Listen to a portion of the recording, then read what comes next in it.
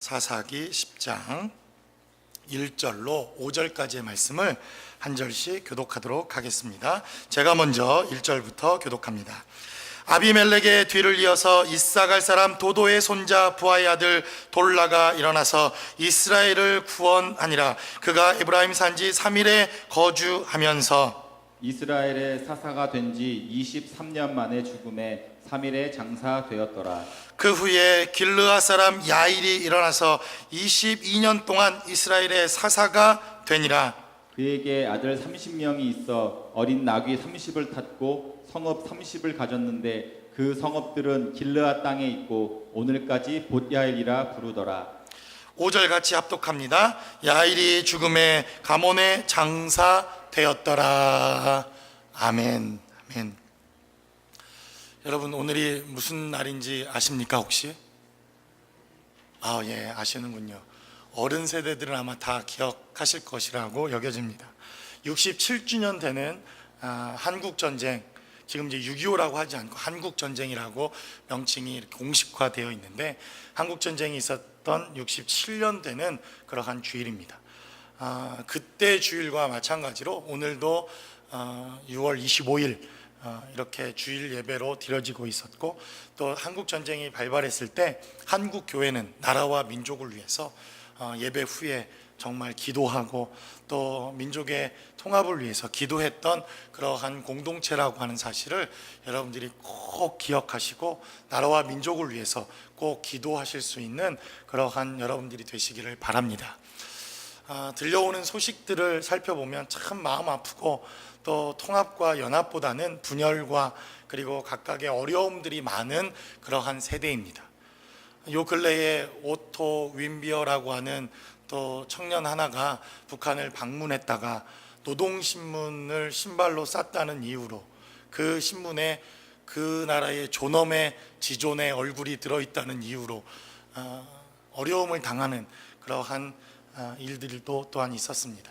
여러분들이 꼭 기도해 주셔서 정말 애국하는 공동체, 우리는 비록 이민 땅에 살고 있지만 나라와 민족을 위해서 끊임없이 기도하는 공동체, 또 이 미국 땅을 위해서도 기도하는 저와 여러분들이 되시기를 다시 한번 주님의 이름으로 간절히 부탁드립니다. 사사기에 기록되어져 있는 이 10장에 기록된 말씀을 우리가 살펴보면 9장에서 바로 대단히 큰 분열의 역사가 있었던 것을 보게 됩니다. 사사기의 기록을 우리가 1장에서부터 계속해서 말씀을 통해 보고 있는데, 사사기의 기록을 살펴보면 사사기에만 없는 것이 있고 사사기에만 등장하는 이러한 사건들이 바로 사사기에 기록되어져 있는 것을 보게 됩니다. 사사기에 대표적으로 없는 것이 무엇입니까? 사사기의 말씀을 살펴보면 사사기의 이 기록을 마지막으로 기록했던 성경의 기자는 말하기를, 왕이 없어서, 이 시대에 왕이 없어서 자신들의 소견대로 살았더니 자신들의 소견대로 살았던 결과가 사사기에 나타난 결과였더라는 것입니다. 여러분, 그러나 왕이 없었습니까? 실질적으로는 하나님께서 우리의 왕이 되어 주시겠다 이렇게 약속하셨기에, 사실 성경이 이야기하고 있는 이 사사기의 말씀을 살펴보면 왕이 없었던 것이 아니라 그들 마음 가운데 하나님을 왕으로 모시기를 싫어했다 하는 것을 우리가 깨달아 알 수가 있습니다. 어쨌거나 성경은 기록하기를 이 사사기에는 왕이 없었다 이렇게 증거하고 있는 것을 보게 됩니다. 또 사사기에 없는 것을 살펴보면 후계자들이 없습니다. 다른 말로 하면 어쨌든 교회가 개척되어지고 또 교회가 성장하고 또 개척한 목사가 나이가 먹으면 자연스럽게 물러가고 다음 세대의 목회자들이 일어나서 또 교회를 섬기고 이렇게 사역이 이어져 내려오는 것이 정당한 것 아닙니까? 아니야, 어떤 목사가 내가 이제 목회를 끝나니까 교회를 접겠습니다, 이런 교회는 없지 않습니까? 어쨌든 성경도 기록하기를 엘리야라고 하는 사람도 엘리사라고 하는 다음에 후계자, 사역자가 있어서 엘리야가 다 못다한 일들을 엘리사가 대신하고, 또 엘리사 이후에 또 다른 선지자들이 계속해서 등장을 해서 이스라엘의 하나님의 말씀과 하나님의 역사를 증거하는 일들이 지속하게 하나님께서 하십니다. 바울에게도 디모데라고 하는 아들이 있었고 디도라고 하는 아들이 있었을 뿐만 아니라, 또 우리가 잘 아는 베드로라고 하는 이러한 사역자에게도 마가라고 하는 이러한 후계자가 있어서 하나님의 사역들을 지속적으로 이어져 가는 것을 보게 됩니다. 그런데 이 사사기의 기록을 살펴보면 어떤 사사가 일어나서 하나님의 일들을 잘 감당했는데 그 다음 사사가 또 그 사역을 이어받아서 잘 사역을 감당합니까? 그런 기록이 없다는 것입니다. 하나님께서 은혜를 주시고 능력을 주시고 그 사사를 통해서 놀라운 사역을 감당하게 하시는데 다음 세대가 되면 꼭 일들이 반복됩니다. 하나님을 떠나고 하나님을 배신하고 하나님을 반역하고 우상을 섬기고, 그래서 이 사역들이 지속적으로 다음 세대까지 넘어가는 이러한 사역의 역사가 없는 것을 우리는 사사기를 통해서 보게 됩니다. 또 여러분들이 사사기의 내용을 쭉 살펴보면 뭐가 없습니까? 여러 가지 없는 것들이 많이 있지만 대표적으로 사사기의 기록들을 살펴보면 이들이 하나님 앞에 부흥의 역사를 경험했다거나, 혹은 예배를 전 모든 민족이 모여 하나님 앞에 예배자로 예배했다는 기록들이 성경에 등장하지 않습니다. 물론 그들이 전혀 예배를 안 한 것은 아니겠지만 이 나라와 민족들이 하나님의 성막 앞에 모여 예배했다거나, 그 예배를 통해서 민족의 부흥의 역사가 일어났다거나, 하나님의 놀라운 축복의 역사가 예배를 통해서 지속적으로 일어났다고 하는 기록들이 사사기를 보면 찾아볼 수가 없습니다. 그리고 사사 시대이긴 하지만 사사기가 아닌 사무엘상에 가보면 마지막 사사인 사무엘이라고 하는 사사가 일어나서 어떤 역사를 일으킵니까? 기도의 역사를 일으킵니다. 부흥의 역사를 일으킵니다.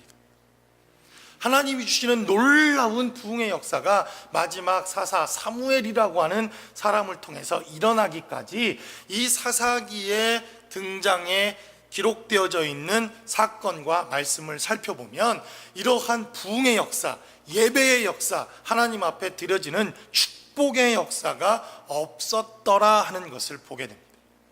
대충 사사기가 어떻게 흘러갈지, 그리고 사사기에 기록되어져 있는 이러한 반역의 역사, 하나님 앞에 불순종하는 역사가 왜 이렇게 지속될 수밖에 없었는가 하는 것을 보여주는 대단히 중요한 메시지라고 생각됩니다. 그런데 또 사사기에 보면 다른 성경에 없는 것들이 기록되어져 있는 것을 보게 됩니다. 그 중에 대표적인 것이 무엇입니까? 몇 년짜리 인생들이 이 사사기에 등장하는 것을 보게 됩니다. 몇 년짜리 인생들, 그 사사가 일어나서 하나님의 말씀을 통해서 그 이스라엘을 다스리고 하나님의 말씀을 증거했더니 한 20년쯤은 아무런 문제가 없더라는 겁니다. 그리고 어떤 사사가 등장하면 또 몇십 년 혹은 몇 년, 이렇게 몇 년짜리 인생들이 등장을 해서 하나님의 일들을 감당해 나가는 것을 보게 됩니다. 하나님께서 과연 우리에게 이렇게 몇 년짜리 인생, 그냥 몇십 년짜리 인생으로만 과연 부르셨는가? 저도 제 사역을 잘 살펴보고 제 삶을 잘 살펴보면 한 몇 년 하면 그 사역들이 힘들기도 하고 또 지겹기도 하고, 그 사역자들과 또 리더 목사님들과 마음이 상하기도 하고, 에라이 모르겠다, 때려치우고 또 때려치우고 또 때려치우기를 몇 년, 제 인생에도 이렇게 살펴보니까 몇 년짜리밖에 안 되는 이러한 사역의 기간들이 있었다는 것을 보게 되더라는 것입니다. 우리 주변에는 혹시 없나요? 우리 주변에 몇 년짜리, 아니 몇 개월, 아니 제발 은혜 받은 것 하루만이라도, 하루살이와 같은 인생. 그러한 인생들이 바로 이 사사기에 등장하고, 이렇게 하나님의 말씀과 은혜들을 다음 세대 혹은 그 다음 세대 혹은 그 다음 세대를 넘어 지금까지 영향력을 우리에게 전달하는 이러한 리더들이 등장하지 않더라 하는 것을 성경에 이 사사기를 통해서 보게 됩니다. 그와 반면 우리는 모세라고 하는 사람, 여러분 어떻습니까? 기원전 BC 몇천 년 전의 사람인데 지금도 이 성경의 기록을 통해서 그가 하나님 앞에 쓰임받았던 삶의 영향력이 고스란히 우리의 삶의 자리에 영향력으로 있지 않습니까? 다윗이라고 하는 사람을 살펴보면 그가 비록 이스라엘의 왕으로 40년 동안 왕 노릇을 하지만, 그러나 그 이후 그가 왕 노릇했던 기간들보다 몇 천 년 동안 하나님의 말씀을 통해서 우리에게 영향력을 주고 하나님의 말씀을 증거하고 그가 어떻게 말씀대로 살아야 하는가 하는 영향력을 우리에게 주더라는 것입니다. 잘 아는 것처럼 사도 바울이라고 하는 사람은 여전히 그가 기록해 놓은 이 성경을 통해서 여전히 사도 바울에 기록되어져 있는 로마서와 여러 가지 말씀들을 통해서 우리가 어떻게 믿음으로 살아야 할 것인가, 어떻게 믿음의 역사를 이어가야 할 것인가 하는 인생들로 살아가는 것을 보게 됩니다. 그런데 이 사사기에는 단순히 그 사사들이 몇 년짜리밖에 되지 않더라 하는 것을 보게 됩니다. 이것도 사사기가 주는 대단히 안타까운 메시지 가운데 하나가 아닐까 생각을 해보게 됩니다. 그럼에도 불구하고 다른 성경에 기록되어 있지 않은 대단히 중요한 반복적인 메시지가 사사기에 기록되어져 있는데, 그것이 바로 하나님께서 여전히 불순종하고 여전히 하나님 말씀대로 살아가지 않을 뿐만 아니라 다음 세대에조차 희망도 없는 이스라엘 백성들을 향해서 하나님은 끊임없이 회복의 역사를 우리에게 증거하더라 하는 것을 성경을 통해서 경험합니다. 분명히 오늘도 배신하고 또 배신하고 또 배신하지만 그래도 이스라엘 백성들이 영원히 멸망하지 않았던 이유가 무엇이라고 사사기는 말합니까?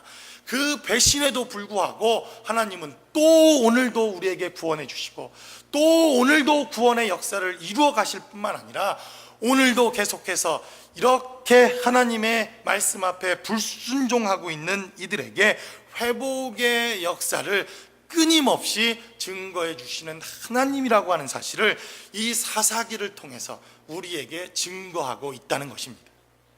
그래서 우리에게 소망이 무엇입니까? 여전히 불순종할 수밖에 없고 여전히 연약하고 여전히 하나님 말씀대로 살아가기에 연약한 우리들이지만, 그래도 하나님께서 저와 여러분들을 회복시켜 주실 뿐만 아니라 그 회복의 역사는 끊임없이 우리의 삶의 자리에 일어나기에 하나님의 은혜가 저와 여러분들의 삶의 자리에 함께 한다고 하는 것을 본문은 우리에게 증거합니다. 이렇게 끊임없이 회복시켜 주시는 하나님의 은혜는 무엇이었는지, 그리고 이 회복의 은혜를 통해서 이 시대를 살아가는 저와 여러분들은 과연 어떠한 삶의 모습으로 하나님 앞에 사는 것이 온전한 삶의 모습인지, 오늘 본문이 우리에게 증거하고 있는 이 하나님의 말씀을 통해서 우리가 함께 나누어 보기를 원합니다. 첫 번째로 본문이 우리에게 증거하고 있는 대단히 중요한 메시지가 있다면, 스스로 왕이 되었던 자들을 통해서는 회복의 역사가 불가능했다고 하는 것을 성경은 우리에게 증거하고 있습니다.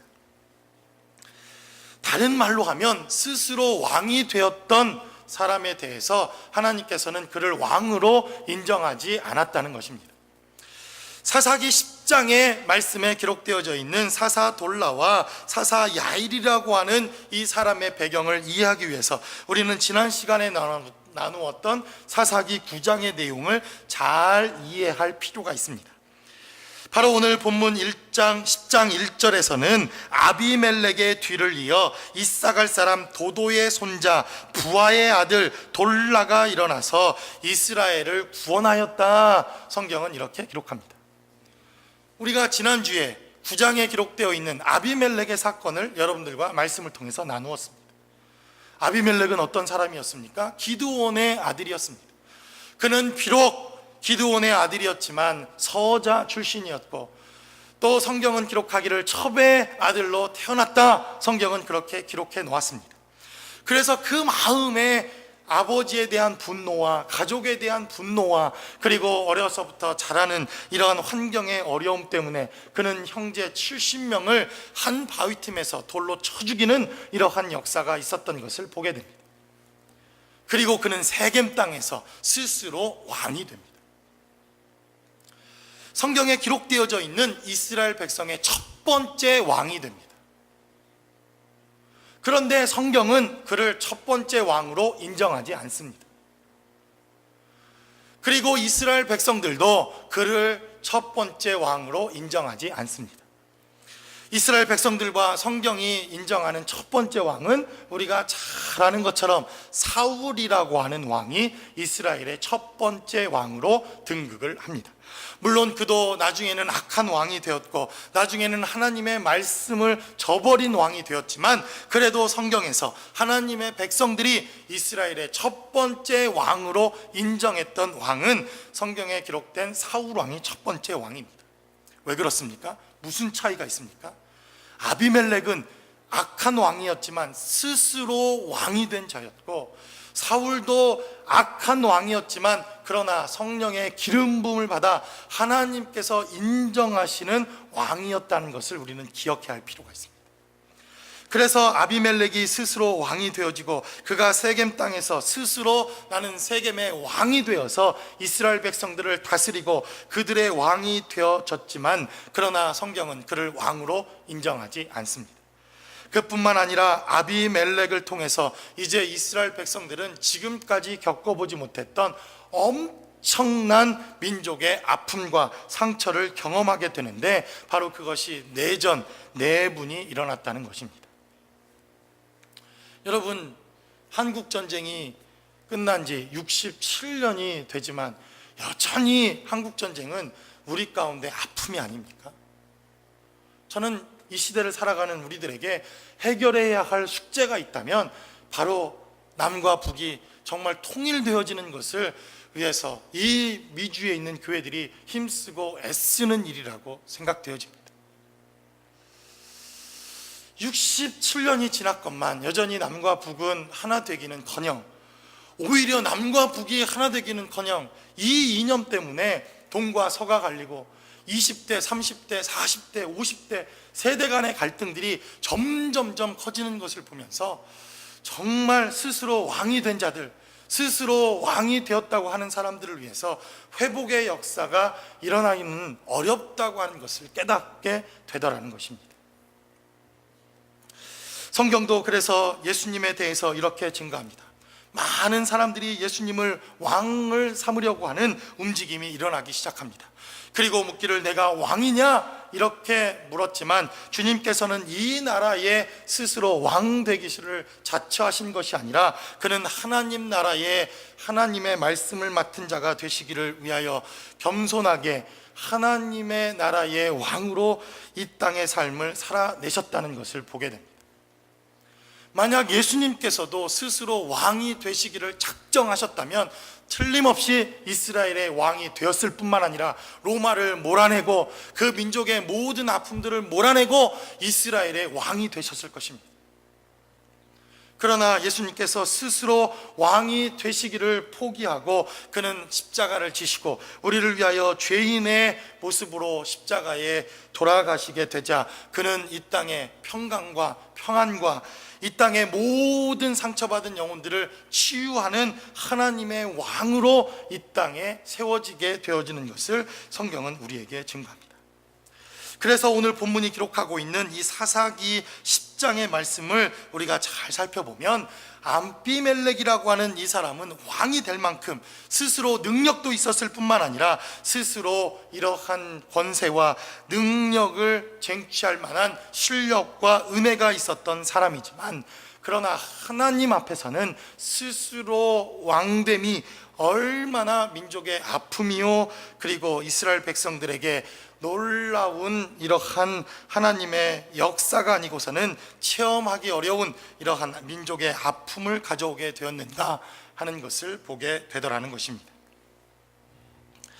두 번째로 성경은 우리에게 증거하기를 오늘 본문에 기록되어져 있는 메시지를 잘 살펴보면 외부의 적보다 사실은 무서운 것이 안에 있는 내부의 적이었다고 하는 사실을 오늘 본문은 우리에게 증거합니다. 지금까지 사사기에 등장하고 있는 사건들을 잘 살펴보면 동일한 내용들이 반복됩니다. 하나님의 말씀에 순종했더니 하나님께서 평안을 주시고, 그 사사가 죽게 되면 이제 하나님의 말씀을 저버립니다. 하나님을 떠납니다. 우상을 숭배합니다. 그러면 하나님께서 다른 민족을 보내셔서 이스라엘 백성들을 괴롭게 하고, 이스라엘 백성들이 그 괴로움을 견디다 못해 하나님 앞에 기도하고 하나님 앞에 순종하기 시작하면 하나님께서 또 그들을 구원하시는 역사가 반복됩니다. 지금까지는 계속해서 외부의 침략과 외부의 전쟁을 통해서 이스라엘 백성들이 고난과 어려움을 당하게 되었지만, 이제 아비멜렉이라고 하는 이 사건을 통해서는 어떤 사건이었습니까? 내전, 형제와 형제끼리 반목하고 민족과 민족끼리 싸움을 하는 이러한 아픔의 역사가 있었다는 것을 보게 됩니다. 제가 설교 서두에서도 여러분들에게 민족의 아픔, 한국전쟁에 대해서 여러분들에게 이야기를 했지만, 우리나라는 약 970여 번, 적어도 4년에 한 번꼴, 40년에 한 번꼴, 이럴 만큼 엄청나게 큰 아픔과 외세로부터의 침략이 있었던 그러한 나라 중에 하나입니다. 4,400년 역사라고 생각해 본다면 4년에 한 번꼴, 40년에 한 번꼴로 아주 큰 전쟁이 일어나는 만큼, 그런데도 사실 다른 민족과의 전쟁 때문에 상처를 받았다거나 이런 것은 별로 없지 않습니까? 사실 무슨 거란족, 무슨 이 말갈족, 이런 족속들과 우리가 민족의 아픔이 있거나 이런 게 있습니까? 사실 별로 없습니다. 그렇게 고통을 당하고 그렇게 고난을 당했어도. 그런데 참 이상하게 3년밖에 안 되는 이 짤막한 전쟁을 통해서 남과 북이 전쟁을 했던 이 전쟁의 상처는 정말 씻을 수 없는, 그리고 지금까지도 반복되어지는 민족의 아픔을 우리가 경험하게 되더라는 것입니다. 왜 그렇습니까? 형제이기 때문에 그렇습니다. 피를 함께 나누었기 때문에 그렇습니다. 우리 공동체 안에서도 그렇지 않습니까? 아니, 그냥 지나가다가 전혀 나와 상관없는 사람이 제 욕을 한들 제가 무슨 마음의 상처를 받겠습니까? 제가 어느 날 설교 준비를 하느라고 어떤 목사님을 만나기 위해서 잠깐 커피숍에 모여 있었는데, 앉아 있었는데 설교 준비를 하고 있었습니다. 아니, 그랬더니 제 이름을 막 욕하면서 누가 막 욕을 하는 거예요. 그 박종순 목사 있지? 틀려 먹었다고. 내가 뭘 틀려 먹었을까? 저분이 내가 모르는 분인데, 아는 분도 아닌데 왜 나를 저렇게 욕을 할까? 제가 그 사람인데요, 이렇게 나가서 얘기를 해야 될까 말아야 될까 막 고민을 하다가 도대체 무슨 욕을 하는가 제가 이렇게 귀를 번쩍 이렇게 해서 계속 들었습니다. 그랬더니 나와 전혀 상관없는 얘기인데 막 얘기를 하는 거예요. 그리고는 나중에 이 얘기의 결론을 잘 들어보니까 제가 아니라 저 충신교회 박종순 목사님 여러분 아십니까? 저 한국에 저 큰 충신교회 박종순 목사님이 은퇴를 하셨는데 여차 이런 얘기를 하는 이야기를 제가 들었습니다. 얼마나 놀랐는지 얼마나 깜짝 놀랐던지. 그분 이야기였구나. 그분 훌륭하신 목사님이십니다. 여러분 아시죠? 훌륭하신 목사님이십니다. 그런데 그런 이야기를 들은들 나와 상관없는 이야기니 상처를 받겠습니까? 그런데 곰곰이 생각해 보면 어디에서 더 큰 상처를 받습니까? 나와 가까운 사람, 나와 가까운 공동체. 틀림없이 이 공동체를 통해서 내가 은혜 받고 하나님의 말씀 가운데 함께하고 싶고, 그리고 이 공동체를 세워보자고 함께 했던 공동체에서 여러분들이 훨씬 더 시험을 더 많이 듣지 않습니까? 제가 만나본 사람들을 이렇게 보면, 목사님, 저는 저 이슬람권을 위해서 열심히 헌신하고 순교하고 그런 마음으로 사역하다가 저들이 말씀으로 변화되지 못해서 제가 상처받고 힘들고 어려움 가운데 있습니다 하는 사람을 한 사람도 못 만나봤습니다. 이런 사람들은 거의 없습니다. 제가 만나는 사람들의 100이면 100 우리 교회 목사님이 어떻고 장로님이 어떻고 권사님이 어떻고 그 인간 그 김집사 때문에 내가 상처받았습니다. 이런 분들이 100이면 99.9명 이더라 하는 것을 보게 됩니다. 왜 그렇습니까? 가깝기 때문에, 형제라고 생각했기 때문에, 저들을 통해서 받는 이 상처와 아픔이 바로 훨씬 더 크다 하는 것을 우리가 깨닫게 되더라는 것입니다. 바로 아비멜렉의 사건은 바로 이스라엘 민족에 있어서 지금까지 겪어오지 못했던 내전, 그리고 형제가 형제를 죽여야 하고 이웃이 이웃을 죽여야 하고 민족이 민족을 죽여야 하는 이러한 아픔들 가운데 있었다고 하는 사실을 성경은 우리에게 증거합니다. 그래서 사실은 외부의 적보다 내부에 있는 가시가, 내부에 있는 이 아픔이 훨씬 더 아프고 우리를 힘들게 하는 것을 보게 됩니다. 그래도 우리들끼리라면 괜찮습니다. 그런데 어느 날 갑자기 와이프가, 믿었던 사람이 정말 이제는 믿을 수 없는 사람이에요, 나는 속았어요, 이렇게 말하면 얼마나 상처가 됩니까? 난 속았다는 겁니다. 속아서 결혼했다는 겁니다. 이게 무슨 날벼락입니까? 내가 무슨 사기꾼도 아니고. 곰곰이 생각해 보니까 제가 속인 게 있더라고요. 결혼하면 평생 손에 물 안 묻히게 해줄게, 이런 거부터 시작해서, 제가 그래서 손 물 묻히지 말라고 고무장갑 사주지 않았습니까? 약속을 철저하게 잘 지켰는데도 속았다느니, 어느 날 정말 사랑으로 키우고 믿음으로 키웠다고 생각하는데 아빠는 왜 약속을 안 지켜? 나는 아빠 때문에 상처받았어. 여러분, 그러면 아들, 딸들이 이렇게 이야기하는 것 혹시나 들어보셨는지 모르겠지만 마음의 좌절과 막 아픔이 밀려오지 않습니까? 정말 씻을 수 없는 이러한 상처와, 그리고 너무 정말 용서할 수 없는 아픔들은 더 가까우면 가까울수록, 더 가까운 관계이면 관계일수록 훨씬 더 마음이 아프다고 하는 사실을 깨닫게 됩니다. 왜 그렇습니까? 붙어있는 마음이었기 때문에, 하나였던 마음이었기 때문에. 여러분, 그것을 찢으려고 하면 이게 뜯어집니까? 그냥 상처로 확 찢겨버리고 마는 것을 보게 되더라는 것입니다. 마찬가지로 오늘 사사기에 기록되어져 있는 이 사건의 내용들을 살펴보면 외부의 침략과 외부에서 있었던 사건들보다 사실 이 아비멜렉의 사건이 훨씬 더 아프고 훨씬 더 상처가 깊고 훨씬 더 우리에게 더 많은 아픔을 가져다 준 사건이었다는 것을 성경은 우리에게 증거합니다. 그러니까 여러분들이 어디 나가서 교회들마다 못 쓰겠다고 그냥 교회 가서 상처받고 또 상처받고 또 상처받고, 여러분, 그러는 것이 당연한 것입니다. 이것은 여러분들이 당연하게 생각해야 합니다. 왜 그렇습니까? 그만큼 우리가 주님 안에서 가까운 존재였다는 것을 반어법으로 이야기하고 있기 때문에 그렇습니다. 전혀 상관없는 공동체, 나와 전혀 상관없는 목사, 나와 전혀 상관없는 임직자들이라면 상처받을 이유도 없다는 것입니다. 그래서 오늘 사사기 10장에 기록되어져 있는 이 사건을 통해서는 바로 외부의 아픔보다 내부 안에 있었던 이 아비멜렉의 상처와 아픔을 치료하기 위해서 더 많은 시간과 더 많은 회복의 역사와 더 많은 하나님의 은혜의 능력이 필요하다는 것을 성경은 우리에게 증거합니다. 그래서 로마 병정의 이 채찍과 로마 병정의 이 창자국보다 우리의 마음을 더 아프게 하는 것이 무엇입니까? 바로 가룟 유다의 배신이요, 베드로가 예수님을 부인했던 이 사건이 우리 마음 가운데 훨씬 더 마음이 아프고 가슴이 아리는 것은 로마 병정보다 바로 가룟 유다 혹은 베드로라고 하는 이 하나님의 제자들이 예수님과 훨씬 더 가까운 관계와, 그리고 뗄래야 뗄 수 없는 이러한 삶의 자리를 함께 했기 때문이라는 것을 우리는 깨닫습니다.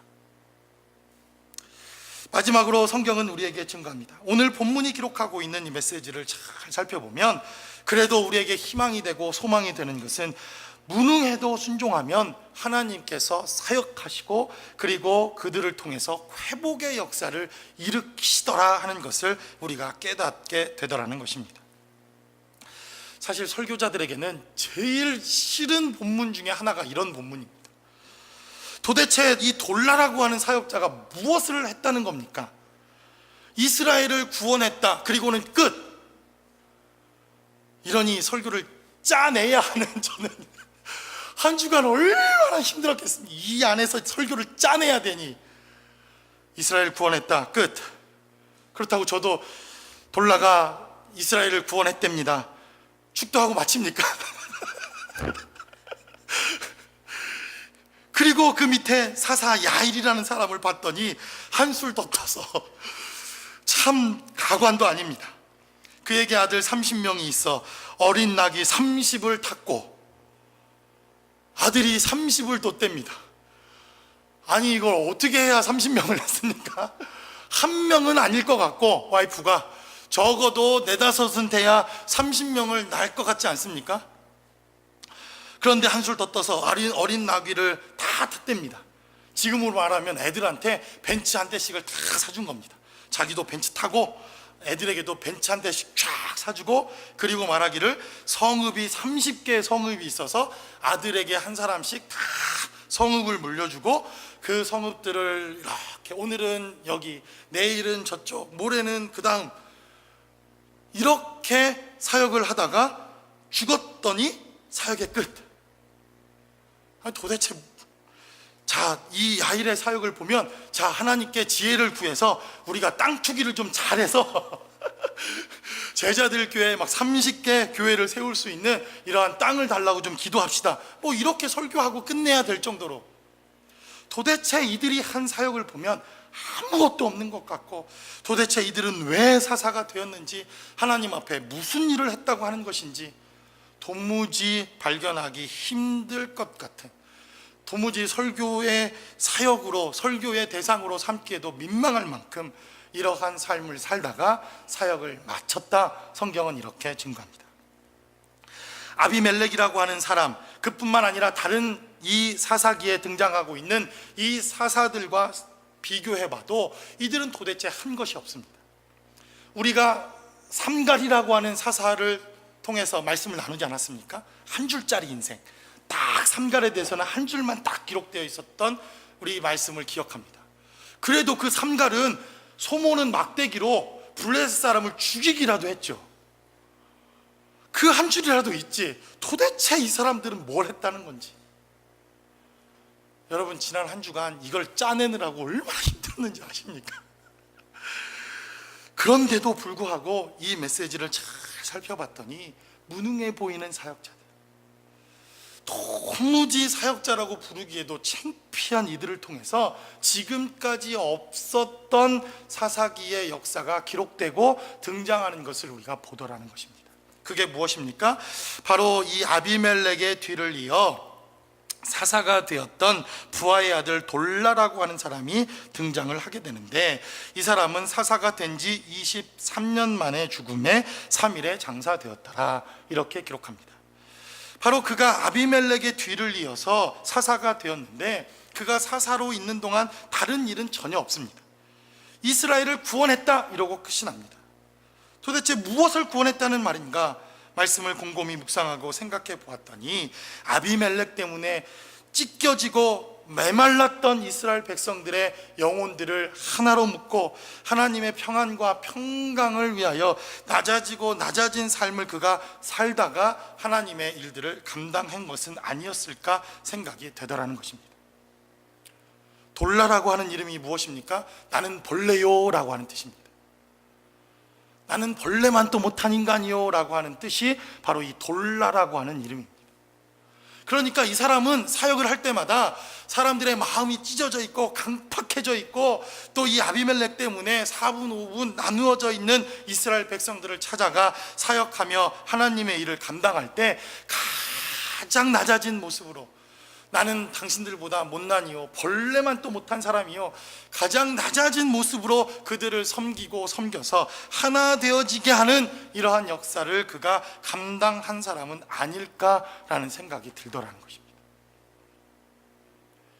그래서 제가 이렇게 잘 보니까 어떤 목회자들이 훨씬 더 하나님의 사역들을 잘 감당하는가 이렇게 봤더니, 물론 하나님이 주신 능력도 많고 하나님이 주신 권세도 많고, 하나님이 막 손만 얹으면 막 병이 낫고 귀신이 떠나가고 암덩어리가 떨어져 나가고, 여러분 그러면 얼마나 사람들이 막 몰려들겠습니까? 제가 TV 광고에 손만 얹어도 막 나타나는 능력, 그러면 막 안 몰려들겠습니까? 물론 이런 것도 하나님께서 우리에게 요구하시고 보여주시는 놀라운 사역의 역사이지만, 그래도 마지막까지 목사라고 하는 사역을 통해서 하나님의 일들을 감당하시는 분들을 이렇게 살펴봤더니, 낮아진 분들, 겸손한 분들, 섬길 수 있는 분들, 이런 분들을 통해서 하나님의 일들이 지속적으로 일어나고 있는 것을 보게 되더라 하는 것을 봅니다. 그런 의미에서 바로 돌라라고 하는 이 사역자는 그러한 일들을 감당한 것은 아니었을까 성경은 우리에게 증거합니다. 그리고 제가 여러분들에게 서두에서 말씀드렸듯이 이 사사기에 없는 것이 있는데, 누군가 사사가 되고 난 다음 그 사역을 이어서 사역했던 사역자가 없었다, 이렇게 이야기를 했지만, 오늘 사사 야일이라고 하는 사람은 사사 돌라라고 하는 사람이 죽자 길르앗 사람 야일이 일어나서 그 사사의 직분을 대신하는 것을 보게 됩니다. 그러니까 오늘 본문에 기록되어져 있는 사사 돌라나 야일이라고 하는 이 사람은 다른 사사들에 비해서 능력이 부족하고, 다른 사사들에 비해서 그들이 했던 이러한 사역은 없지만, 이들이 사람을 살리고 죽은 자를 살리고 또 군대를 일으켜서 하나님의 놀라운 역사를 기드온 같이 이렇게 놀라운 사역을 감당하지는 못했지만, 그러나 끊임없이 다음 세대를 이어나가 하나님의 일들을 감당하는 사역자들은 아니었을까라는 생각을 해보게 되더라는 것입니다. 비록 무능했지만, 비록 그들이 한 것은 없지만, 그들에게서 무엇인가 사역을 기대하기 어렵고, 그들의 삶의 자리에서 무엇인가 큰 능력을 발휘하는 것을 기대하기는 어려웠을 수도 있지만, 그래도 그들이 그 무능함 가운데서도 하나님 앞에 순종하게 되자, 그들이 사는 동안, 그들이 함께 주님의 일을 감당하는 동안 그들은 하나님께 쓰임받는 삶의 자리까지 나아오게 되더라는 것입니다. 바로 이 삶의 모습을 통해서 우리는 예수님의 이 땅에 오신 그분의 모습을 우리는 기억하게 됩니다. 그분은 하나님의 아들이셨고, 그는 모든 만물의 주인이실 뿐만 아니라 우리의 앉고 일어섬과 우리의 머리털까지 세신 그러한 예수님이셨지만, 그분 스스로 무능해지시기로, 아니 낮아지시기로 작정하시는 삶의 모습을 보게 됩니다.